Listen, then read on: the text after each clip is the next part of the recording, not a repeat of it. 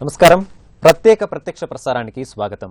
దేశవ్యాప్తంగా MBBS, BDS పరీక్షల్లో ఏకీకృత పరీక్ష నిర్వహించాలని సుప్రీంకోర్టు చెప్పినటువంటి నేపథ్యంలో అన్ని రాష్ట్రాలు తప్పనిసరిగా నీట్ నిర్వహణకు సిద్ధమవుతున్నాయి. జూలై 24న నీట్ రెండవ దశ పరీక్ష జరగబోతోంది. మరి ఇటు ప్రైవేటు విద్యాసంస్థలతో సహా ప్రతి రాష్ట్ర ప్రభుత్వం తప్పనిసరిగా నీటిలో భాగస్వామి కావాలని సుప్రీంకోర్టు ఆదేశించింది. నీట్ నిర్వహణ వల్ల మన రాష్ట్రానికి సంబంధించి ప్రత్యేక నష్టమేమీ ఉండదని, పైగా విద్యార్థులకు ప్రయోజనకరం అన్నటువంటి అభిప్రాయాన్ని విద్యావేత్తలు వ్యక్తం చేస్తున్నారు. ప్రాంతీయ భాష అయినటువంటి తెలుగులో కూడా నీట్ రాసుకునేటటువంటి వెసులుబాటు ఉన్నట్టుగా తెలుస్తోంది. మరి తల్లిదండ్రులకు, విద్యార్థులకు నీట్ సుప్రీంకోర్టు తీర్పు నేపథ్యంలో అనేక సందేహాలున్నాయి. వీటిని నివృత్తి చేయడానికి విద్యారంగ నిపుణులు, గాయత్రి విద్యా సంస్థల అధినేత పీవీఆర్కే మూర్తి గారు మనతో పాటు ఉన్నారు. మూర్తి గారు నమస్కారం, స్వాగతం. మూర్తి గారు, నీట్కి సంబంధించి సుప్రీంకోర్టు ఇచ్చినటువంటి తీర్పులో అసలు కీలక అంశం ఏంటి? ఎందుకు ఈరోజు నీట్ చర్చనీయాంశమైంది? అంటే చాలా ఇంపార్టెంట్ పాయింట్. అంటే ఏ రాష్ట్రానికి కూడా వాళ్ళ మెడికల్, డెంటల్ సీట్లు నింపుకునే దానికి ప్రవేశ పరీక్ష నిర్వహించే అర్హత లేదు అనేది that is a very prime line. Because అంతవరకు మనం ఏంటని చెప్పినంటే లైక్ గవర్నమెంట్ కాలేజీల్లో ఉంటుందా, లేక ప్రైవేట్ ఉంటుందా, ప్రైవేట్లో పాక్షికంగా ఉంటుందా, పూర్తిగా ఉంటుందా అని చెప్పినది. సో నిన్నటి జడ్జిమెంట్తో చాలా స్పష్టంగా వచ్చింది, ఏ రాష్ట్ర ప్రభుత్వానికి కూడా అటువంటి అర్హత లేదు అన్న టైప్లో ఇచ్చేశారు. కాబట్టి సో క్లియర్గా ఇప్పుడు మనకి గతంలో మన 2010 నుంచి చర్చకి దేనికైతే ప్రారంభం జరిగిందో లైక్ ఏకీకృత పరీక్ష, సో బైపీసీ విద్యార్థులందరూ కూడా సో ఇటు మెడికల్ స్ట్రీమ్ వైపు వెళ్ళడానికి లేదా డెంటల్ స్ట్రీమ్ వైపు వెళ్ళడానికి అందరికీ విద్యార్థులకు ఒకే పరీక్ష ఉండాలి అనే కాన్సెప్ట్ ఆ రోజు స్టార్ట్ అయింది. సో స్టార్ట్ అయ్యి ఆ రోజు సుప్రీంకోర్టు జడ్జిమెంట్ తో అది వెనక్కిపోవడం అనేది జరిగింది 2013లో. కానీ అప్పుడు ఆల్ ఇండియా పీబీటీ అని ప్రీ వెటర్నరీ టెస్ట్ అని చెప్పినది మాత్రం అది కంటిన్యూ అయింది. సో ఆ వెటర్నరీ వరకు మాత్రం కొంతవరకు పాక్షికంగా సీట్లు దాని ద్వారా అనేది కంటిన్యూ అయింది, కానీ ఇది క్లోజ్ అయింది. కానీ ఇప్పుడు నా ఉద్దేశం ఈ విధంగా ఒకే పరీక్ష ద్వారా ఇప్పుడు లేని పక్షంలో కేవలం మనం తెలుగు రాష్ట్రాల గురించే మాట్లాడుకుంటే అండి, AP EAMCET, Telangana EAMCET, AP private management EAMCET, Telangana private management EAMCET, గీతం 5 రాయాల్సి వస్తుంది మెడికల్కి కానీ డెంటల్కి కానీ మాట్లాడితే. ఇన్ని పరీక్షలు ఎందుకు నిజంగా కూడా? సో అందరూ కూడా అదే మెరిట్ స్టూడెంట్స్, సో ఇన్ని పరీక్షలు రాయడం అని చెప్పారంటే సో మొత్తం ఈ విధంగా మనం ఇంకా చెప్పుకుంటూ పోతే సో అటు బయటికి వెళ్ళేటప్పటికి మహి అని చెప్పినుంది, SRM అని చెప్పినుంది, తర్వాత ఇటు వరిసాలకు వచ్చేటప్పటికి కళింగ ఇన్స్టిట్యూట్ అని చెప్పినుంది. సో ఇలా ఈవెన్ బైపీసీ పిల్లలు చూసినా కూడా ఇప్పుడు కూడా కనీసం 10 నుంచి 15 పరీక్షలు రాస్తున్నారు. సో 10 నుంచి 15 పరీక్షలు మనం ఏప్రిల్ 2వ వారం నుంచి మే ఆఖరి వారం వరకు అంటే 45 రోజుల్లో రాస్తున్నారు అని చెప్పినంటే పరీక్ష ప్రణాళికను అర్థం చేసుకునేటప్పటికి వాళ్ళకి కంప్లీట్ టైం క్లోజ్ అవుతుంది. Instead of that a common examination, a uniform system అన్నప్పుడు డెఫినెట్గా అడ్వాంటేజ్. రెండోది ఏంటని చెప్పినంటే యావత్ భారతదేశానికి ఒకే పరీక్ష అని చెప్పినప్పుడు ఖచ్చితంగా ఎడ్యుకేషన్ స్టాండర్డ్స్ కూడా యూనిఫామిటీ కోసం పెరుగుతూ వెళ్తాయి. So that is very important aspect. Because ఇప్పుడు మనకు మెడికల్ కౌన్సిల్ మొదటి రోజు నుంచి చెప్తున్న మాట, అంటే మెడికల్ కౌన్సిల్ మీద ఈ సుప్రీంకోర్టు జడ్జెస్ చెప్తున్న మాట ఏంటి అని చెప్పినంటే ఖచ్చితంగా quality of education regarding medical stream పెరగాలి. బికాస్ దే ఆర్ అంటే playing with the human life. So కాబట్టి ఆ యాంగిల్లోకి వచ్చినప్పుడు క్వాలిటీ అనేది చాలా జాగ్రత్తగా తీసుకెళ్లాలి. ఆ ప్రాసెస్ లోని ఎగ్జిట్ ఎగ్జామినేషన్ కూడా పెడతాన్నారండి. సో ఆ ఎగ్జిట్ ఎగ్జామినేషన్ కూడా తీసుకొస్తే ఇంకా కొంచెం బెటర్ అవుతుందేమో. మీరు దాని గురించి మరిన్ని వివరాలు చెప్పబోయే ముందు మనకి కడప జిల్లా నుంచి భాష ఫోన్ లైన్ లో ఉన్నారు. భాష గారు నమస్కారం. భాష గారు మీ ప్రశ్న అడగండి. నమస్తే అండి భాష గారు, చెప్పండి. నాది ఒక చిన్న డౌట్ సార్. చెప్పండి. ఈ నీట్ పరీక్ష వల్ల మనకు చాలా మంచిదే సార్. సార్ మేము రూరల్ ఏరియా సార్ మాది. ఓకే. మా అబ్బాయి కొంచెం మెరిట్ స్టూడెంటే సార్, కానీ ఇప్పుడు మన ఎంసెట్ రాసిన దాంట్లో 105 మార్కులు వచ్చాయి సార్. Okay, good. కానీ నీట్ లో ఎన్ని వస్తే అబ్బాయికి సీట్ వస్తుంది అనేది అది ముఖ్యమైన డౌట్ సార్. అదొకటే సార్. రైట్. మీరు చాలా సులభంగా తీసుకున్నాండి దీన్ని. అంటే ఎట్లా తీసుకుంటారంటే నేను అనేది మన ఎంసెట్ ఎగ్జామినేషన్ 160 ప్రశ్నలతో జరుగుతుందండి. నీట్ ఎగ్జామినేషన్ 180 ప్రశ్నలతో జరుగుతుంది. ఓకే, 160కి మీ బాబు 110 దాకా వచ్చాయంటే ఒక 50 క్వశ్చన్లు తప్పు చేశాడు. సో 50 క్వశ్చన్లు తప్పు చేశాడు. సో అదే 50 క్వశ్చన్లు కూడా అక్కడ చేశాడని అనుకుందాం. ఒకవేళ 180లో 50 చేస్తే 130 క్వశ్చన్లు ప్రాపర్గా చేస్తే 130 × 4 మార్కులు అండి. అంటే 520 మార్కులు అతనికి వచ్చినట్టే. 720 మార్కులకు గాను 520 మార్కులు మీ వాడికి ఆల్రెడీ ఇప్పుడు ఎంసెట్ స్థాయి ద్వారా వచ్చినట్టే.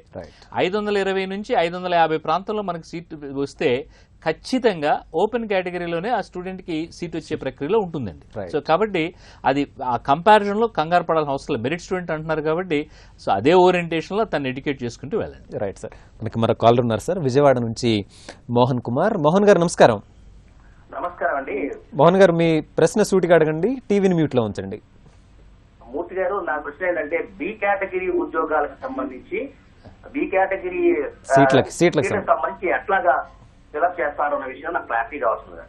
సో మోహన్ గారు, ఇప్పుడు బి కేటగిరీ కూడా గతంలో మనకి లాస్ట్ ఇయర్ వరకు ఎంసెట్ కౌన్సిలింగ్ లో చూసుకున్నప్పుడు ఏ బి కేటగిరీ రెండు కూడా కన్వీనర్ కోటాలోనే నింపబడుతున్నాయి కాబట్టి ఇప్పుడు కూడా కంక్లూజన్ దాని మీదే మాట్లాడుతున్నారు.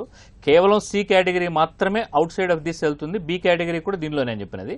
దానికి కొంచెం క్లారిటీ అయితే మాత్రం, ఎందుకంటే last year AP private managements association ద్వారా సపరేట్ అయ్యి బయటకు వచ్చినప్పుడు వాళ్ళు అడ్వర్టైజ్మెంట్ ఏదైతే ఇచ్చారో ఆ అడ్వర్టైజ్మెంట్ లో any national of India can apply అనేది వాళ్ళ పేపర్లో ఇవ్వడం జరిగింది.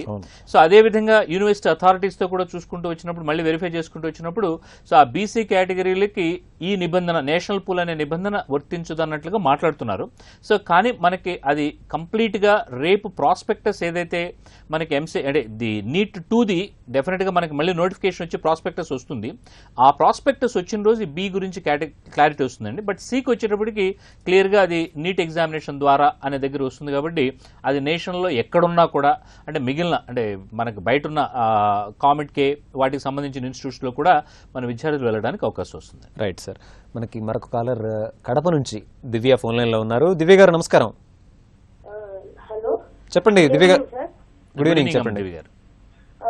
నీట్ ఎగ్జామ్ కి మేము ఏ టెక్స్ట్ బుక్స్ చదవాలి? సిబిఎస్ఈ 11th 12th చదివితే సరిపోతుందా, ఇంకా వేరే ఏమైనా టెక్స్ట్ బుక్స్ చదవాలి? కొంచెం నీట్ ఎగ్జామినేషన్ బుక్స్ విషయానికి వచ్చినప్పుడు మీరు ఎన్సీఆర్టీ బుక్స్ అనేది బేసిక్గా రెఫరెన్స్ అవుతాయి. బికాస్ అది neat examination CBSE board conduct చేస్తుంది. సిబిఎస్ఈ బోర్డు కండక్ట్ చేసేటప్పుడు వాళ్ళ బుక్సే అని అన్నప్పుడు వాళ్ళు ఎన్సీఆర్టీ పుస్తకాలను ప్రాతిపాదికగా తీసుకుంటున్నారు కాబట్టి మనం ఎన్సీఆర్టీ పుస్తకాలు చదవాలి. అయితే ఈ ఎన్సీఆర్టీ పుస్తకాలు మన పుస్తకాలు వేరు వేరు అని చెప్పినంటే పాఠ్య పుస్తకాల వరకు తీసుకుంటే అంటే టెక్స్ట్ బుక్స్ వరకు తీసుకుంటే మన బుక్స్ అదేవిధంగా సిబిఎస్ఈ బుక్స్ రెండు ఒకటే ఉన్నాయి. అంటే లైన్ టు లైన్ కూడా ఎగ్జాక్ట్గా టాలీ అవుతుంది. కాబట్టి లోపల పాఠ్య పుస్తకాల వరకు మీరు కంగారు పడాల్సిన అవసరం లేదు. కానీ సో అలా కాకుండా ఆబ్జెక్టివ్ ఓరియంటేషన్ కూడా ఎన్సీఆర్టీ వాళ్ళది ఎగ్జాంప్లార్ అని చెప్పిన ఒక బుక్ ఉంది. మీరు ఆ ఎగ్జాంప్లార్స్ అన్నీ కూడా ఎన్సీఆర్టీ టెక్స్ట్ బుక్ దాంట్లోనే వెబ్సైట్లో ఉంది, ఫ్రీ డౌన్లోడబుల్ అది. సో కాబట్టి దాన్ని డౌన్లోడ్ చేసుకుని లేదా దాని ప్రింట్అవుట్స్ని మీరు తీసుకుని దాన్ని ఫాలో అవుతూ వెళ్ళగలిగితే ఈ తక్కువ సమయంలో బెటర్గా బెనిఫిట్ జరుగుతుంది. కానీ ఎక్కువగా నార్త్ ఇండియాలో బుక్స్ అవైలబిలిటీ చాలా ఎక్కువగా ఉంది కాబట్టి ఏఐపిఎంటీ అని చెప్పిన ఉద్దేశంతో ఆ బుక్స్ అన్నిటి జోలికి మాత్రం వెళ్ళొద్దు. కేవలం ఎన్సీఆర్టీకి పరిమితమై ఎన్సీఆర్టీ టెక్స్ట్ బుక్స్ ఎన్సీఆర్టీ ఎగ్జాంప్లార్ వీటి వరకు పరిమితమై చేస్తే డెఫినెట్గా బెటర్గా వెళ్తాను. మన సిలబస్ కూడా సిబిఎస్ఈ దానికి చాలా దగ్గరగా ఉందని మీరు అంటున్నారు కాబట్టి సిలబస్ అంశంలో కూడా పెద్దగా ఆందోళన చెందాల్సిన అవసరం లేదు. మనకి మరొక కాలర్ ఉన్నారు సార్, ఢిల్లీ నుంచి శ్రీనివాసరెడ్డి. శ్రీనివాసరెడ్డి గారు నమస్కారం. శ్రీనివాసరెడ్డి గారు మీ ప్రశ్న అడగండి, మూర్తి గారు సమాధానం చెప్తారు. చెప్పండి. గుడ్ ఆఫ్టర్నూన్ శ్రీనివాసరెడ్డి గారు. సార్, మా అబ్బాయి జయవర్ధన్ రెడ్డి హైదరాబాద్ మీ కాలేజీలోనే మాదాపూర్లో చదివాడు సార్. Okay, nice. అయితే ఆయనకు మొన్న తగ్గు చేసి 128 మార్క్స్ వచ్చాయి. ఓకే, చాలా మంచి మార్క్ అండి. 128 ఈజ్ వెరీ గుడ్ మార్క్. మేము సీటు వస్తుందని సంతోషంగా ఉన్న సమయంలో ఈ నోటిఫికేషన్ ఒకటి బయటపడింది సార్. అయితే సార్ మేము అయినా కానీ నేను సెంట్రల్ గవర్నమెంట్ పారామిలిటరీ సర్వీస్ ఉద్యోగం చేస్తున్నాను. ఓకే. అయితే 1వ తారీఖు మెడ్రాస్ ఏఐపిఎంటీ ఫస్ట్ టెస్ట్ అటెంప్ట్ చేయించాను. ఓకే. అయితే నేను అది చేసిన తర్వాత ఒక మెసేజ్ పంపించారు నా ఫోన్ లో, ఎవరైతే నీట్ 1 లో పాల్గొన్నారో నీట్ 2 అర్హత కాదని ఒక మెసేజ్ పంపించారు. అవునండి, అప్పుడు అది పంపించడం జరిగింది, వాస్తవమే అది. అయితే మొన్నటి సుప్రీంకోర్టు నోటీస్ మాత్రం నీట్ 2 లో పాల్గొనొచ్చు అని అన్నారు. అవును. అంటే ఇది ఎంతవరకు కరెక్ట్ సార్?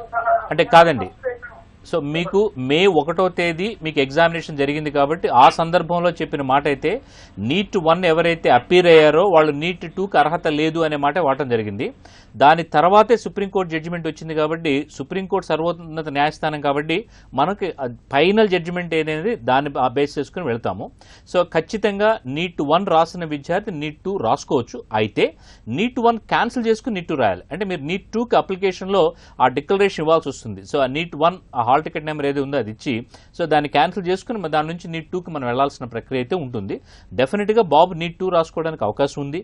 ఆల్మోస్ట్ 130 మార్క్స్ మనకి గతంలో జరిగిన ఎంసెట్లోనే వచ్చింది అంటే గవర్నమెంట్ మెడికల్ కాలేజీల్లోనే సీట్ తెచ్చుకోగలిగిన కెపాసిటీ ఉన్న స్టూడెంటే కాబట్టి సో ఖచ్చితంగా నీట్ 1 మీద ఆధారపడకుండా నీట్ 2 రాపించుకోవడం మీకు అడ్వాంటేజ్ అవుతుంది. రైట్ సార్, మనకి మరొక కాల్ ఉన్నారు సార్ హైదరాబాద్ నుంచి శ్రీరామ్ గారు నమస్కారం. నమస్కారం సార్. చెప్పండి, మీ ప్రశ్న అడగండి. సార్ నమస్కారం సార్. నమస్తే అండి శ్రీరామ్ గారు.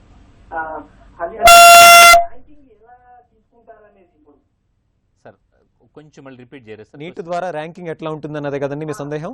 అంటే ఇప్పుడు మొత్తం అప్పుడేమో వివిధిగా రాసేవాళ్ళు కదండి మనకు. అవునండి. ఇప్పుడు ఆల్ ఇండియా లెవెల్లో మొత్తం ఒకటేసారి రాస్తున్నప్పుడు ఇప్పుడు ఢిల్లీలో రాశాడు ఒక పర్సన్, హైదరాబాద్ ఒక పర్సన్ రాశాడు. ఓకే. ఢిల్లీ అతనికి 1 వచ్చింది, హైదరాబాద్ అతనికి 2 వచ్చింది అనుకోండి. ఓకే. వీళ్ళకి ఛాయిస్ ఎలా ఉంటుంది ఇప్పుడు మనకి? సార్ అంటే ఇప్పుడు మనకి మీరు ఒక్కసారి జేఈ మెయిన్ లేక జేఈ అడ్వాన్స్ అంటే ఎంపీసీ స్ట్రీమ్లో ఆల్రెడీ నేషనల్ పూల్ లాగా మనకి నేషనల్ ర్యాంక్స్ అనేది ఇస్తారు. అలాగే ఇప్పుడు రేపు ఇవ్వబోయే అంటే కూడా నీట్ ఎగ్జామినేషన్లో కూడా నీట్ 1 నీట్ 2 2 మార్కుల్ని కలిపేసేసి ఉమ్మడిగా ర్యాంకింగ్ ఇవ్వడం అనేది జరుగుతుంది. ఈ ర్యాంకుల్ని మనకు 2 రకాలు ఇస్తారండి. నేషనల్ ర్యాంక్ అంటే మొత్తం ఒక విద్యార్థికి 4 ర్యాంకులు వస్తాయి. ఆ ర్యాంక్ కార్డు ప్రింట్ అయ్యి వచ్చేటప్పటికి ఈ 4 ర్యాంకులు ఏమేమి ఉంటాయంటే ఒకటి నేషనల్ కేటగిరీ ఓపెన్ ర్యాంకింగ్ అని ఒకటి వస్తుంది, నేషనల్ కేటగిరీ రిజర్వ్డ్ ర్యాంకింగ్ అనేది ఒకటి వస్తుంది, state category open ranking, state category reserve ranking అని చెప్పి ఈ విధంగా 4 వస్తాయండి. అంటే ఇప్పుడు ఢిల్లీ స్టూడెంట్కి ఆంధ్రప్రదేశ్ స్టూడెంట్కి ఇందాక మీరు అన్నట్లుగా ఢిల్లీ స్టూడెంట్కి ఫస్ట్ వచ్చి ఇక్కడ స్టూడెంట్కి సెకండ్ వస్తే ఢిల్లీ స్టూడెంట్కి ఫస్ట్ వచ్చినప్పుడు అతనికి ఆల్ ఇండియా ర్యాంకింగ్లోనూ ఫస్ట్ ర్యాంక్ ఉంటుంది. ఢిల్లీ స్టేట్ పరంగా చూసుకున్నా కూడా ఫస్ట్ ర్యాంక్ ఉంటుంది. మన ఆంధ్రప్రదేశ్ స్టూడెంట్ చూసుకున్నప్పుడు ఆల్ ఇండియా పరంగా సెకండ్ ర్యాంక్లో ఉంటాడు, ఏపీ పరంగా చూసుకున్నప్పుడు ఫస్ట్ ర్యాంక్లో ఉంటాడు. సో ఆ విధంగా తీసుకోవడం జరుగుతుంది. కానీ మనకి రెఫరెన్స్ ఏంటంటే మనకి 371D ఆర్టికల్ అనేది ప్రొటెక్ట్ చేస్తుంది కాబట్టి ఆ ఢిల్లీ విద్యార్థి వచ్చి మన ఆంధ్రప్రదేశ్ కానీ లేదా తెలంగాణలో కానీ ఎక్కడ చదవలేడండి. కానీ మన స్టూడెంట్స్కి మన సీట్లే కాబట్టి మన ర్యాంకింగ్ ప్రకారం అంటే నేషనల్ ర్యాంకింగ్ 2 కూడా మర్చిపోవచ్చు ఎవరైనా కూడా. సో తెలుగు రాష్ట్రాల విద్యార్థులు వాళ్ళకి కావాల్సింది కేవలం ఈ స్టేట్ ర్యాంకింగ్స్ ఏవైతే వచ్చాయో state open category, state reserved category ఈ రెండింటి ఆధారంగానే ఫైనల్గా ఆల్ సీట్స్ ఫిల్ అనేది జరుగుతుంది. రైట్, చాలా వివరణాత్మకంగా చెప్పారు మూర్తి గారు. మనకి మరొక కాలర్ ఉన్నారు విజయవాడ నుంచి కోటేశ్వరరావు గారు. కోటేశ్వరరావు గారు నమస్కారం అండి. కోటేశ్వరరావు గారు చెప్పండి, మీ ప్రశ్న అడగండి. సార్ నమస్తే. ఇప్పుడు నా ప్రశ్న ఒకటే సార్. ఇప్పుడు సుప్రీం కోర్టు ఒక డే ముందు అంటే మన ఆంధ్ర ఎంసెట్ రిజల్ట్స్ 1 డే ముందు అనౌన్స్ చేసింది. ఇది నీట్ ఎగ్జామ్ కండక్ట్ చేయాలి, రాష్ట్రాలకి హక్కు లేదు అంటారు. మరి ఆ బాబుకి 126 వచ్చినాయి. ఇది మన టెస్ట్ లో గ్రూప్ వచ్చేసరికి టోటల్ ఫుల్ 599. మరి మా బాబు ఎగ్జాక్ట్ గా గవర్నమెంట్ కోటాలో సీట్ వచ్చింది పక్కాగా. కానీ ఈ కండిషన్స్ లో పిల్లలకి బర్డెన్ పడిపోద్ది, ఎంతో మంది పిల్లలు సఫర్ అవుతారు కదా. మరి గవర్నమెంట్ ముందే ఒక 6 నెలల ముందే ఈ డిసిషన్ తీసుకొని చెప్పుంటే పిల్లలు దానికి తరువుగా ప్రిపేర్ అయ్యి మా పిల్లలు కూడా ఇంకా కొద్దిగా మార్కులు ఎక్కువ వచ్చి కష్టపడి ఎక్కువ ఉంటారు కదా. మరి ఇది ఎంతవరకు సమంజసం? ఇది సుప్రీంకోర్టులో మనం ఇంకా ఏమైనా ఫైట్ చేయొచ్చా? దానివల్ల ఏమన్నా మనకి ఏదన్నా మంచి జరుగుద్దా? సార్ సుప్రీంకోర్టు ఫైనల్ జడ్జిమెంట్ అయితే చాలా స్పష్టంగా ఇవ్వడం జరిగింది.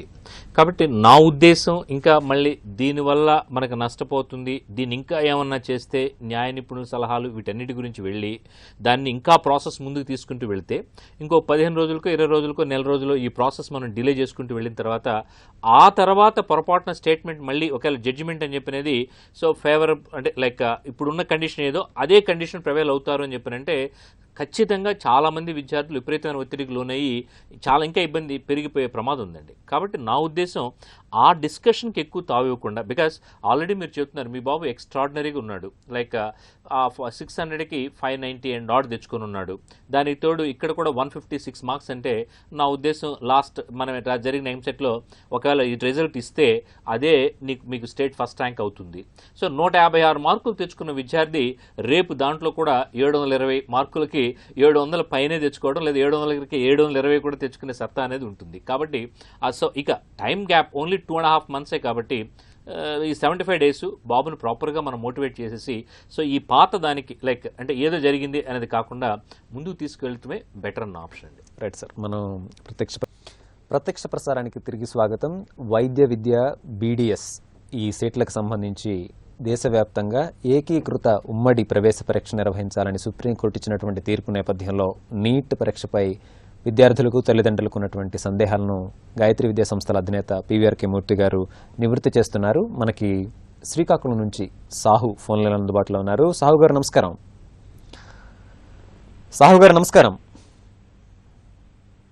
రైట్, మూర్తి గారు, నీట్కి సంబంధించి చాలామంది ఎదుర్కొంటున్నటువంటి సమస్య ప్రాంతీయ భాషల్లో పరీక్ష ఉంటుందా? ఎంసెట్కి మాకు ఆ వెసులుబాటు ఉంది, ఈరోజు మేము తెలుగులో నీట్కి హాజరవ్వగలమా? దీనికి మీరేమంటారు? సార్, అది వెసులుబాటు ఉంది అనేది ఇప్పుడు కాదండి, 3 ఏళ్ల కిందే చెప్పడం జరిగింది. అంటే 2013లో తొలిసారిగా నీట్ పరీక్ష ఎప్పుడైతే పెడుతున్నారో పెట్టేటప్పుడు మొదటిగా ఈ అభ్యంతరాన్ని లేవనెత్తింది తమిళనాడు ప్రభుత్వం లేవనెత్తింది. సో తమిళనాడు ప్రభుత్వం ఇది లేవనెత్తి, సో అసలు తమిళ్లో లేకపోతే అసలు మేము పరీక్ష రాయము అనేది ఫస్ట్ ఆప్షన్ అక్కడ నుంచి స్టార్ట్ అయింది. స్టార్ట్ అయినప్పుడు అది CBI అంటే MCI అక్కడ క్లియర్ క్లారిటీ ఇవ్వడం జరిగింది. ఏమని చెప్పారంటే, ఎవరైతే నేషనల్ పూల్లోకి వెళ్ళబోతున్నారో, అంటే నేషనల్ పూల్లో అని చెప్పారంటే మన రాష్ట్రం లేదండి. సో మన ఈ తెలుగు రాష్ట్రాలు తప్పించి మిగిలిన అన్ని కూడా, జమ్మూ కాశ్మీర్ ఈ 3 రాష్ట్రాలు తప్పించి మిగిలిన అన్ని కూడా నేషనల్ పూల్లో ఉన్నాయి. నేషనల్ పూల్లో ఉన్నప్పుడు 85% సీట్లు స్వరాష్ట్ర విద్యార్థులతోనూ, మిగిలిన 15% రిమైనింగ్ అన్ని రాష్ట్రాల విద్యార్థులతో నింపుకోవాలి. అదేవిధంగా మన రాష్ట్ర విద్యార్థులు మిగిలిన ఏ రాష్ట్రంలో అయినా ఆ 15% సీట్లకి పోటీకి అయితే వెళ్ళొచ్చు. అది కాన్సెప్ట్. సో అక్కడ ఆ 15% సీట్లకి, రాష్ట్రేతర సీట్లకి పోటీకి వెళ్తారో ఆ విద్యార్థులు మాత్రం ఖచ్చితంగా వాళ్ళు ఇంగ్లీష్ హిందీలో రాయాలి. బికాస్ హిందీ జాతీయ భాష కాబట్టి నా ఉద్దేశం వాళ్ళ స్టేట్మెంట్లో కూడా తప్పు లేదు. సో ఇంగ్లీష్ లేదా హిందీలో అది రాయాలి.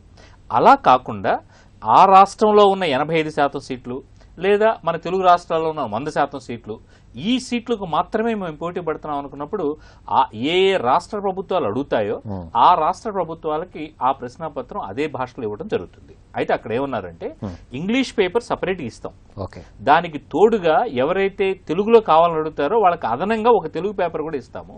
బట్ ఒకవేళ ఏదైనా అంబిగ్యూటీ ఉంటే ఇంగ్లీష్ పేపర్దే ఫైనల్ అథెంటిసిటీ అవుతుంది తప్పించి తెలుగుది కాదు అని ఇంత స్పష్టత కూడా ఇచ్చారు. ఓకే, కాబట్టి మాధ్యమం గురించి విద్యార్థులు ఆందోళన చెందాల్సిన అవసరం లేదండి. మనకి మరొక కాలర్ ఉన్నారు సార్, విజయనగరం నుంచి సన్యాసరావు గారు. సన్యాసరావు గారు నమస్కారం. చెప్పండి, మీ ప్రశ్న అడగండి రావు గారు. సార్, ప్రశ్న ఇంకేం లేదు సార్. ఇప్పుడు మన రాష్ట్రంలో ఉన్నటువంటి విద్యార్థులు ఇతర రాష్ట్రాలలో ఉన్నటువంటి గవర్నమెంట్ కాలేజీలు, మైనారిటీ కాలేజీలలో ఉన్న 15% కోటాకి అర్హుల కోట కాదండి. ఇప్పుడు దాకా అంటే ఇప్పుడు మనము 371D ఆర్టికల్ అని చెప్పిన దాంట్లో మనం ప్రొటెక్ట్ అయి ఉన్నాము. సో ఈ 371D ఆర్టికల్ ప్రకారం మన రాష్ట్ర విద్యార్థులు ఏ ఇతర రాష్ట్రంలో ఉన్న ప్రభుత్వ కళాశాలలోని మెడికల్ సీట్లకి అర్హత లేదు. అదేవిధంగా ఇతర రాష్ట్రాల్లో ఉన్న విద్యార్థులు మన రాష్ట్రంలో రావడానికి అర్హత లేదు. కాబట్టి మన నీట్ అనే రూపంలో రాసిన, మీరు క్లియర్గా అనుకోవాల్సింది ఎంసెట్ అన్న స్థానంలో నీట్ అనే పరీక్ష వస్తుంది. రిమైనింగ్ ఏమీ కూడా అంటే రిజర్వేషన్ ప్రక్రియలో కానీ లేదా సీట్ల భర్తీ విషయంలో కానీ గతంలో ఏ విధంగా జరుగుతుందో ఇప్పుడు కూడా అదే విధంగా జరుగుతుంది. కాకపోతే ఎగ్జామినేషన్ అనేది జాతీయ స్థాయిలో జరిగి ఆ ర్యాంక్స్ మాత్రం రాష్ట్ర స్థాయి ర్యాంకులు మనం బేస్ చేసుకుని ఫిల్అప్ చేసుకుంటూ వస్తాం అంతే. రైట్ సార్, మనకి మరొక కాలర్ ఉన్నారండి, కర్నూలు నుంచి శ్రీనివాసరావు. శ్రీనివాసరావు గారు నమస్కారం. నమస్తే సార్. చెప్పండి శ్రీనివాసరావు గారు, మీ ప్రశ్న అడగండి. సార్, ఇప్పుడు నీట్ ఎగ్జామ్ రాసిన తర్వాత సార్ మనకి సీట్లు ఈ మెడికల్ సీట్లు దేశం మొత్తం మీద ఇస్తారా, ఓన్లీ మన స్టేట్ వరకే ఇస్తాం మనం సార్? సో మన స్టేట్ వరకు మాత్రమే సంబంధం అండి, మన దేశం అంతటితో మనకు సంబంధం లేదు. మన రాష్ట్రంలో ఉన్న సీట్లే మన విద్యార్థులతోనే నింపబడతాయి. రైట్, మనకి మరొక కాలర్ ప్రకాశం జిల్లా నుంచి శ్రీనివాసరావు ఫోన్ లైన్ లో ఉన్నారు. శ్రీనివాసరావు గారు నమస్కారం. నమస్తే సార్. చెప్పండి. నోటిఫికేషన్ ఆల్రెడీ ఇచ్చారా, మళ్ళీ మనం అప్లై చేయాలా? శ్రీనివాసరావు గారు, ఇప్పుడు ఈ నోటిఫికేషన్ నీట్ 2 గురించి రావాలండి. నీట్ 2 రావాలి, మళ్ళీ మనం అప్లై చేసుకోవాలి. ఈ 2 ప్రక్రియలు కొంచెం జాగ్రత్తగా ఫాలో అప్ చేసుకోవాల్సిన అవసరం కూడా ఉందండి. రైట్. మూర్తి గారు, సీట్లకు సంబంధించి చాలా మందికి సందేహం ఉంది. ఇప్పుడే మీరు చాలా స్పష్టంగా చెప్పినట్టుగా బయట దానికి మనం అప్లై చేసుకునే అవకాశం లేదంటున్నారు. అయితే నీట్ ద్వారా తెలుగు విద్యార్థులకి ఒక అడ్వాంటేజ్ కూడా ఉంది అన్నటువంటి అభిప్రాయం ఉంది. ఇది ఎంతవరకు కరెక్ట్? దీని ద్వారా మనకేం ప్రయోజనాలు ఉన్నాయి? డెఫినెట్గా అండి. నీట్ ద్వారా ప్రయోజనాలు అని చెప్పారంటే నెంబర్ 1 అంటే లైక్ అసలు మన రాష్ట్ర విద్యార్థులు బయటికి పోకపోతే అనే దగ్గర నుంచి మొదలు పెడతాను. మొత్తం 28 రాష్ట్రాల్లో మనం పోల్చుకుంటూ వస్తే మన తెలుగు రాష్ట్రాల్లో ఉన్న మెడికల్ సీట్లు అత్యధికం. ఓకే. సో మొత్తం ఉన్నది 41,000 సీట్లు. 41,000లో కేవలం తెలుగు రాష్ట్రాల్లో ఉన్న మెడికల్ సీట్లు మాత్రమే 7,000 ఉన్నాయి. సో అంటే maximum almost 20% of the seats are from these 2 states only. దీనిలో 15% మనం ఇచ్చేస్తున్నాము అని చెప్పానంటే, అంటే మన నేషనల్ పూల్లో ఉండి 15% ఇచ్చేస్తున్నాం అని చెప్పానంటే, సో 7,000లో 15% అంటే 1050 సీట్లు గ్యారంటీ పోతాయి. రైట్. మనకి ఎన్ని వస్తాయి అనే దగ్గరికి వచ్చేటప్పటికి మన రాష్ట్ర విద్యార్థులు ఇతర రాష్ట్రాలకు వెళ్ళేది అనేది కూడా కొంచెం జాగ్రత్త చూసుకుంటే, అంటే మనం సిద్ధాంతపరంగా మాట్లాడుకోవడానికి ప్రాక్టికల్గా వచ్చేదానికి చాలా తేడా ఉంటుందండి. ఇప్పుడు ఉదాహరణకి మన రాష్ట్ర విద్యార్థులు పోయి జమ్మూ కాశ్మీర్లో చదువుతారు, లేదంటే గౌహతిలో చేరతారు, లేదా మిజోరంలో చేరతారు, లేదంటే ఇంకెక్కడో మారుమూల దగ్గర వేరే ప్రాంతాలకు వెళ్తారని చెప్పినది నేను పెద్ద ఎక్కువగా అనుకోను. దానికి తోడు మెడికల్ స్ట్రీమ్లోకి వచ్చేటప్పటికి ఆడపిల్లల సంఖ్య ఎక్కువ మగపిల్లల కంటే కూడా. సో ఆడపిల్లలు అక్కడికి వెళ్ళి చదవటం అని చెప్పినది నా ఉద్దేశం ఆపర్చునిటీస్ సార్, అంటే లైక్ అవకాశాలు చాలా తక్కువ. ఆ నేపథ్యంలో ఎక్కువగా ఎక్కడికి ఇష్టపడతారు తల్లిదండ్రులు కూడా అని చెప్పినంటే ఈ పక్కన దక్షిణాదిలో ఉన్న ఒక 4 రాష్ట్రాల్లో అని చెప్పినది. దక్షిణాదిలో ఉన్న 4 రాష్ట్రాల్లో ఉన్న మొత్తం 15% సీట్లు కేవలం తెలుగు రాష్ట్రాల విద్యార్థులు మొత్తం తెచ్చుకున్నారు అని అన్నా కూడా అవి 1050 లేవు. రైట్. ఆ 15% అనేది. ఆ సందర్భంలో నేను ఖచ్చితంగా అంటే ఆ గతంలో ఎన్టీ రామారావు గారు ముఖ్యమంత్రిగా ఉన్నప్పుడు మనం ఈ 371 ఆర్టికల్ని తీసుకొచ్చారండి. సో ఆయన తీసుకొచ్చినప్పుడు ఆయన చేసిన క్యాల్కులేషన్ కూడా స్పష్టంగా ఇచ్చారు. ఏమంటే 1:10 రేషియోలో పోతున్నాయి. లైక్ అంటే మనం 1 సీట్ తెచ్చుకుంటే 10 సీట్లు మనం పోతున్నాయి. సో కాబట్టి ఆ సందర్భంలో మన తెలుగు విద్యార్థులకు ఎందుకు నష్టం చేయాలి? తర్వాత ఇప్పుడు 1050 మెడికల్ సీట్లు ఇక్కడ నుంచి పోతున్నాయంటే దాని అర్థం ఆయన చెప్పిన భాషలోనే 10 మెడికల్ కాలేజీలు పోతున్నాయి. ఓకే. సో 10 మెడికల్ కాలేజీల సీట్లు. సో అంత పోగొట్టుకోవడం అనేది కరెక్ట్ కాదనే ఉద్దేశం చేసి జరిగింది. ఇప్పుడు కూడా ఆ విధంగా లేకపోవడం వల్ల డెఫినెట్గా ఆ 1050 సీట్లు మన వాళ్ళకి మిగిలినట్టు. రెండోది వచ్చేటప్పటికి ఇప్పుడు కామెంట్ కే ఇటువంటి అన్ని ఎగ్జామ్స్ ఉన్నాయండి, ఈ ప్రైవేట్ కాలేజ్ ఎగ్జామినేషన్స్ అన్ని కూడా, అవన్నీ కూడా ఇప్పుడు ఏకీకృతం అయిపోయి దీని కింద వచ్చేసాయి. కాబట్టి ఇప్పుడు ఆ కేటగిరీ సి కావచ్చు, లేదా ఇప్పుడు గీతంస్ లాంటి కాలేజీలు వాటన్నిటికి వచ్చేటప్పటికి సో మన విద్యార్థుల సంఖ్య డెఫినెట్ గా పెరుగుతుంది అక్కడ, అది ఏ రాష్ట్రం అయినా కూడా. సో అక్కడ కనీసం మన వాళ్ళకి మళ్ళీ ఒక 1000-1500 సీట్లు మన వాళ్ళు సంపాదించుకుంటారు. అంటే ఈ 1050 సంపాదించుకుంది కాకుండా ఇంకొక 1000 పైన మనకు వస్తాయి. కాబట్టి సో ఈ విధమైన విధానం వల్ల నా లెక్కైతే ఒక 2000 సీట్లు పెరిగినట్టే అనుకోవచ్చు మనం. ఓకే సార్, మనకి మరొక కాలర్ ఉన్నారు సార్, హైదరాబాద్ నుంచి విద్యాపతి గారు. విద్యాపతి గారు నమస్కారం అండి. నమస్కారం అండి. చెప్పండి సార్, మీ ప్రశ్న అడగండి. నీట్ 1 మరియు నీట్ 2 రెండింటికి తేడా ఏంటండి? నీట్ 1 నీట్ 2 సార్ అడగండి సార్. నీట్ 1 అంటున్నారు, నీట్ 2 అంటున్నారు. మళ్ళీ నీట్ 1 రాసి పాస్ అయ్యి ఉంటారు, మార్కులు బాగానే వచ్చి ఉంటాయి. హలో చెప్పండి సార్, వింటున్నాం, చెప్పండి. మళ్ళీ నీట్ 2 అని అంటున్నారు కదా, నీట్ 1 కు 2 కు తేడా ఎందుకు? మళ్ళీ రైట్, మూర్తి ఎందుకు కండక్ట్ చేస్తున్నారు అని నాకు డౌట్ అండి. రైట్ సార్, మూర్తి గారు చెప్తారు, వినండి సార్. ఇప్పుడు మనకి లాస్ట్ ఎగ్జామినేషన్ వచ్చేటప్పుడు నీట్ 1 అనే ఎగ్జామినేషన్ మనకి గతంలో లేదు. సో అది ఏప్రిల్ 28వ తేదీ సుప్రీంకోర్టు జడ్జిమెంట్ వచ్చిన తర్వాత ఆల్ ఇండియా పిఎంటీ ఏఐపిఎంటీ అనే ఎగ్జామినేషన్ రూపంలో జరిగేది. అది మే 1వ తేదీ ఉంది. సిబిఎస్ఈ కండక్ట్ చేసే ఎగ్జామినేషన్ అది. అయితే అది ఎంసీఐఏ కండక్ట్ చేసుకోవాలి, ఎంసీఐకి ఇండియా మొత్తాన్ని కూడా ఒకే పరీక్ష నిర్వహించాలి అని చెప్పినది మనకి ఏప్రిల్ 28వ తేదీ జడ్జిమెంట్ వచ్చిందండి. వచ్చిన తర్వాత ఇమ్మీడియట్గా అది సిబిఎస్ఈ ఆధ్వర్యంలో జరుగుతుంది. కాబట్టి ఏఐపిఎంటీ అనే ఎగ్జామినేషన్ పేరుని నీట్ అనే ఎగ్జామినేషన్ రూపంలో మార్చుకుని ఆ ఎగ్జామినేషన్ నీట్ 1 కండక్ట్ చేశారు. అయితే జడ్జిమెంట్ వచ్చిన దానికి ఈ ఎగ్జామినేషన్ జరిగిన దానికి మధ్యలో టైం గ్యాప్ ఒక 2-3 డేసే. కాబట్టి 2-3 డేస్లో కొత్తగా అంటే ఇది భారతదేశం అంతా ఒకే ఎగ్జామ్ జరుగుతుందనేది తెలియదు. కాబట్టి అందుకని అప్లై చేయని వాళ్ళు వేలల్లో ఉన్నారు, లక్షల్లో ఉన్నారు. అంటే ఇంకొక విధంగా చెప్పాలంటే 2 తెలుగు రాష్ట్రాల నుంచి సుమారుగా 140,000 నుంచి 150,000 మంది పిల్లలు వస్తారు. వీళ్ళెవరు అప్లై చేసుకోవాలి. సో ఈ అప్లై చేసుకునే వాళ్ళందరికీ కూడా జడ్జిమెంట్ లేట్గా వచ్చింది. కాబట్టి ఒక అవకాశం ఇవ్వాలనే ఉద్దేశంతో కేవలం ఈ విద్యా సంవత్సరంలో మాత్రమే నీట్ 2 అనేది, నీట్ 1 ఎలా ఉందో అదేవిధంగా నీట్ 2 అనేది రెండో పరీక్ష కూడా కండక్ట్ చేస్తాము అనే నిర్ణయం తీసుకోవడం జరిగింది. రైట్ సార్, జాతీయ అర్హత ప్రవేశ పరీక్ష నీట్పై విద్యార్థులకు తల్లిదండ్రులకు ఉన్నటువంటి సందేహాలను మూర్తి గారిని అడిగి నివృత్తి చేసుకునే ముందు ప్రత్యక్ష ప్రసారంలో ఇప్పుడు ఒక చిన్న విరామం. ప్రత్యక్ష ప్రసారానికి తిరిగి స్వాగతం. నీట్ పరీక్షపై విద్యార్థుల తల్లిదండ్రుల సందేహాలను గాయత్రి విద్యా సంస్థల చైర్మన్ పివిఆర్కే మూర్తి గారు నివృత్తి చేస్తున్నారు. మనకి గుంటూరు నుంచి కాలర్ మల్లికార్జున్ రెడ్డి ఫోన్ లైన్లో అందుబాటులో ఉన్నారు. మల్లికార్జున్ గారు నమస్కారం.